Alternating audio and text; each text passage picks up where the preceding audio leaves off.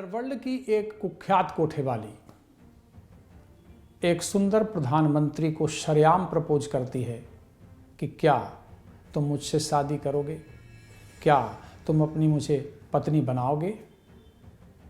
फिर प्रधानमंत्री के पास कोई जवाब नहीं होता है, लेकिन कोठे वाली जो कुख्यात है उसी स्टाइल में पलटवार करती है कि उपदेश देना बहुत आसान होता है मिस्टर पीएम, लेकिन उसे निभाना बहुत मुश्किल। यह मेरे जीवन का अनुभव है। तो फिर सोच सकते हैं क्या हुआ होगा। नमस्कार, मैं कौशलेंद्र प्रियदर्शी, आप देख रहे हैं इंडिया बोले। इंडिया बोले में एक ऐसे किरदार की कथा जिसने आज पूरे देश में तहलका मचा करके रखा है। उसका नाम लोगों की जुबान पे है, हालांकि इससे पहले बहुत कम ही लोग इस बारे में जानते होंगे। संजय लीला भंसाली की एक फिल्म आने वाली है, उसका ट्रेलर भी रिलीज कर दिया गया है, काफ़ी लोग उसे पसंद भी कर रहे हैं। उस किरदार का नाम है गंगूबाई काठियावाड़ी। जी हाँ, संजय लीला भंसाली ने गंगूबाई काठियावाड़ी पर एक फिल्म बनाई है। अब 25 तारीख को आने वाले दिनों में वो रिलीज होने वाली है। गंगूबाई काठियावाड़ी की कहानी बेशक किसी फिल्म से कम नहीं, और यही वो वजह रही कि जब जैदी साहब ने माफिया क्वींस ऑफ मुंबई नामक एक किताब ही उस किरदार पर लिख डाला। फिर संजय लीला भंसाली की उस पर नज़र पड़ी और उस किताब से स्क्रिप्ट लेकर उन्होंने गंगूबाई काठियावाड़ी नामक एक फिल्म बना डाली। हम बताते हैं उस किरदार के बारे में जो अंडरवर्ल्ड की एक कुख्यात डॉन बन गई, कैसे वो इश्क में पड़ती है और उसके बाद उसे कोठे तक पहुंचा दिया जाता है। पूरी कहानी सुनिए तो रोमांच से भर जाइएगा। हम यह भी बताएंगे कि आखिर गंगूबाई काठियावाड़ी का नाम इतना ऊंचा कैसे हो गया कि वो सीधे प्रधानमंत्री तक पहुंच गई और उनसे मिलने के बाद खुलेआम उन्हें प्रपोज कर दिया कि आप मुझे क्या अपनी पत्नी बना सकते हैं। पूरी कहानी को थोड़ा ध्यान से सुनिए। रेड लाइट का नाम तो आप सभी लोगों ने सुना होगा। यह करीब करीब शहरों में है, बिहार से लेकर गुजरात तक, इधर महाराष्ट्र, फिर कई राज्यों में रेड लाइट एरिया है, और वो किस लिए कुख्यात है ये सब लोग जानते हैं। इसी तरह मुंबई के रेड लाइट एरिया का नाम कामाठीपुरा है, जहाँ कहा जाता है कि कामाठीपुरा के हर घर में गंगूबाई काठियावाड़ी की तस्वीर है। शायद ही ऐसा कोई घर होगा कि जहां गंगूबाई की तस्वीर टंगी ना हो। आखिर ऐसा क्यों?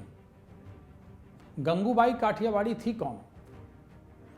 गंगूबाई काठियावाड़ी गुजरात के एक अमीर परिवार की बेटी थी। कहा जाता है ना कि इश्क अंधा होता है। गंगूबाई के साथ भी कुछ ऐसा ही हुआ। उसे इश्क हो गया, और वह भी अपने अमीर पिता के अकाउंटेंट से। उसका नाम हरजीवन दास था। परिवार वाले मना करते रहे कि तेरी तहजीब, तेरा पालन पोषण, तेरी औकात के मुताबिक हरजीवन दास कहीं नहीं ठहरता। लेकिन प्यार तो अंधा होता है। मोहब्बत का भूत गंगूबाई के सर पर ऐसा चढ़ा कि वो मानने को तैयार नहीं हुई, और अंततः हरजीवन दास के प्यार में वो बंध गई। लेकिन नियति को कुछ और मंजूर था। हरजीवन दास ने उसे धोखा दिया और सिर्फ 500 रुपये में उसे कामाठीपुरा ले जाकर बेच दिया। प्यार में धोखा खाए गंगूबाई सीधे कोठे पर पहुंच गई। एक अमीर परिवार की बेटी जब कोठे पर आई होगी तो हालात कितने बुरे होंगे, इसकी कल्पना से आम आदमी सिहर उठता है। लेकिन कहते हैं ना कि गंगूबाई एक अजीब तरह की औरत थी। उसने उस हालात से समझौता किया और फिर उसने ठान लिया कि आगे किसी के साथ इस तरीके का अन्याय नहीं होने देंगे।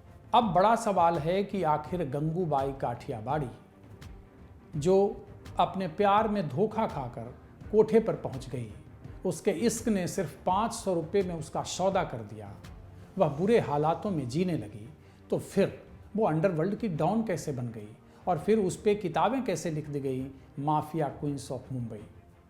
आखिर क्या माजरा था? गंगूबाई काठियावाड़ी जब कोठे पर बेची गई तो उसी समय उसने कसम खा ली थी कि अब दूसरी गंगूबाई बनने नहीं देंगे। हालांकि गंगूबाई अपने मिशन में कहां तक सफल हुई ये कहना बहुत ही मुश्किल है, लेकिन गंगूबाई के कदम ने उस समय पूरे देश को हिलाकर रख दिया। हालांकि प्रयास के सुधार आज भी जारी हैं। कमोबेश कोठे की महिलाओं को लेकर या कोठे की बच्चियों या कोठे के बच्चों को लेकर के लगातार समाज सुधारकों के द्वारा काम किए जा रहे हैं। हालांकि रेड लाइट एरिया का वजूद अभी फिलहाल मिटने का नाम नहीं ले रहा। संभवतः लोग चाहते भी नहीं कि ऐसा हो। गंगूबाई काठियावाड़ी देखते देखते अंडरवर्ल्ड की डॉन बन गई। कहा जाता है, जो रिपोर्ट्स बताते हैं, जो किताबों में गंगूबाई काठियावाड़ी के बारे में लिखा गया है, उसके अनुसार गंगूबाई काठियावाड़ी के कोठे पर बड़े बड़े गैंगस्टर्स आते थे। एक दफ़ा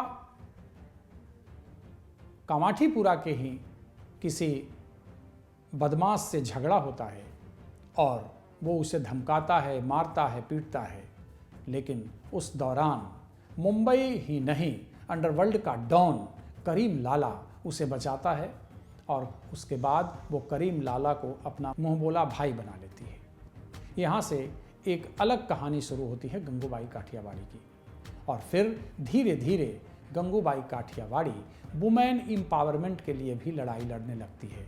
यानी महिला सशक्तिकरण की बात जो आज हो रही है, उस दौरान गंगूबाई काठियावाड़ी कोठे पर पहुंचने वाली महिला ने वुमेन एम्पावरमेंट के लिए लगातार काम करना शुरू किया। अंडरवर्ल्ड के साथ रिश्ते जगजाहिर थे, लेकिन उसके बाद भी वो बिल्कुल सीना ठोक कर इस इलाके में इस बदनाम दुनिया को बदलने की कोशिश में लगी रही। कहा जाता है कि एक दफ़ा वुमेन एम्पावरमेंट पर स्पीच देने के लिए गंगूबाई को बुलाया गया और इस समिट में उसने ऐसा भाषण दिया कि उसकी गूंज पूरे देश तक पहुंच गई। इतना ही नहीं, गंगूबाई काठियावाड़ी के भाषण का जो मूल था वह सीधे सीधे देश के प्रधानमंत्री तक पहुंचा, और उस समय देश के प्रधानमंत्री थे पंडित जवाहरलाल नेहरू। वो गंगूबाई काठियावाड़ी के भाषण से प्रभावित हुए। देश के आज़ादी के बाद लगातार हर एक क्षेत्रों में प्रधानमंत्री के द्वारा काम किया जा रहा था, लेकिन महिला सशक्तिकरण भी बड़ा मुद्दा था। एक सामाजिक परिवर्तन की जरूरत थी, तो दूसरी तरफ गंगूबाई काठियावाड़ी जैसी महिलाएं जो कोठे से ही वुमेन एम्पावरमेंट को बल देने में लगी थी। प्रधानमंत्री गंगूबाई की भाषण से प्रभावित हो गए। गंगूबाई के द्वारा सेक्स वर्कर्स के लिए लगातार काम किए जा रहे थे, उनके पक्ष में लगातार अभियान चलाया जा रहा था। अंततः एक समय ऐसा आया जब उसे प्रधानमंत्री जवाहरलाल नेहरू से मिलने का मौका मिला। गंगूबाई प्रधानमंत्री जवाहरलाल नेहरू से मिलती हैं और वो स्पष्ट कहती हैं कि जो वेश्यावृत्ति जो हर शहरों में चल रहा है उसे एक इंडस्ट्री का दर्जा दिया जाए, और सेक्स वर्कर्स जो हैं रेड लाइट एरिया में जिस तरीके की ज़िंदगी जीते हैं वहाँ उसमें सुधार किया जाए। गंगूबाई ने प्रधानमंत्री को यह भी कहा कि कृपया सेक्स वर्कर्स के सुधार के लिए प्रधानमंत्री की तरफ से स्पेशल तौर पे कुछ एक्ट होना चाहिए, मतलब कुछ काम की शुरुआत होनी चाहिए। पहले तो अपने भाषणों के माध्यम से जागरूकता फैलाएं और कुछ ऐसे कानून भी लाए जाएं ताकि सेक्स वर्कर्स की स्थिति में सुधार आए। अब बात कर लेते हैं कि आखिर एक अंडरवर्ल्ड की कुख्यात don mafia queens of Mumbai ने प्रधानमंत्री को प्रपोज कैसे कर दिया।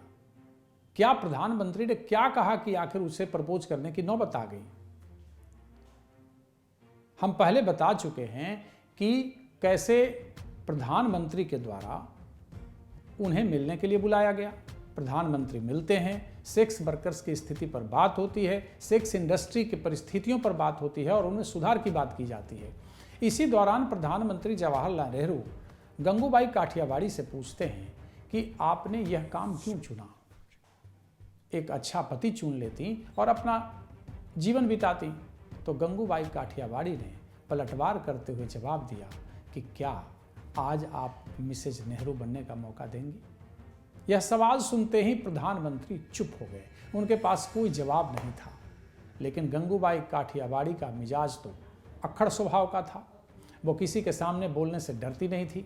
तो उसने तुरंत पलटवार किया कि मिस्टर प्रधानमंत्री, उपदेश देना बहुत आसान है, उसे निभाना बहुत कठिन है। तो ये कहानी थी कि कैसे एक अंडरवर्ल्ड की डॉन, जो अपने इश्क के चक्कर में पड़कर सिर्फ 500 रुपये में कोठे पर बेची जाती है, लेकिन अपने विल पावर की बदौलत वो उसी कोठे से सेक्स वर्कर्स की ज़िंदगी संवारने के लिए काम करती है, लगातार भाषणों के जरिए लोगों को जागरूक करती है और भाषणों की अनुगुंज देश ही नहीं प्रधानमंत्री के कान तक पहुंचती है, प्रधानमंत्री से मिलने पहुंचती है, प्रधानमंत्री को भी कहती है कि आप इस तरीके से सेक्स वर्कर्स के ज़िंदगी को सुधारने के लिए काम कीजिए। उसी दौरान प्रधानमंत्री कुछ बोलते हैं तो पलटकर उन्हें शादी के लिए प्रपोज भी कर देती है। इंडिया बोले कि अगली कड़ी में किसी और ऐसी ही रोचक कहानी से आपको रूबरू करवाएंगे। तब तक के लिए धन्यवाद।